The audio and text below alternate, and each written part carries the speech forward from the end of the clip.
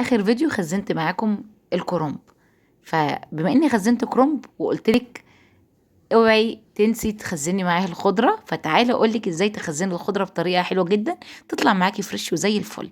كل اللي عليكي هتجيبي الخضره. انا جبت هنا كان ب10 جنيه خضره مشكل، وغسلتها غسله حلوه وحطيتهم على فوطه مطبخ بس تكون نظيفه، ولغايه ما ينشفوا خالص. بعد كده هتقطعيهم وهتعبيهم في اكياس تلاجة بعدد وجبات اللي انت عايزاها. انا جبت هنا دول كانوا 10 حزم، يعتبر ال10 حزم عبيتهم مع 3 اكياس. انا بكتر بصراحة الخضرة لان الرز غالي، فبكتر الخضرة بتديله طعم حلو وفي نفس الوقت بتزود الكمية، فمتخلينيش احتاج ان انا ازود رز كتير.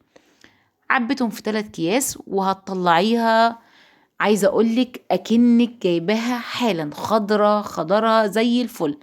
كل ده ان شاء الله بمشيئة الرحمن هعمله معاكم في رمضان، واوريكي ازاي، هوريكي عملي ازاي تطلع معايا خضرة وزي الفل.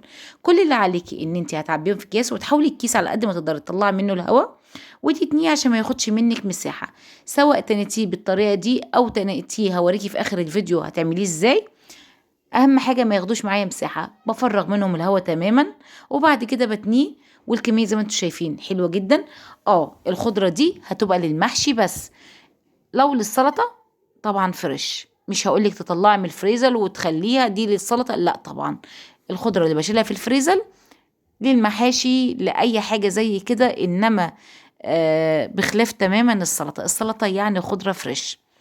فبتطلعيها عشان تطلعيها وتكون معاكي فريش. كل اللي عليكي ان انتي بتطلعيها من الفريزر بتلجها وتحطيها في قلب الصلصة وتقلبي عليها الرز، هتفضل معاكي خضرة زي الفل. ما تعرضهاش ان هي تفضل تفك معاكي والكلام ده، علشان ما تبص منك ولونها يسود.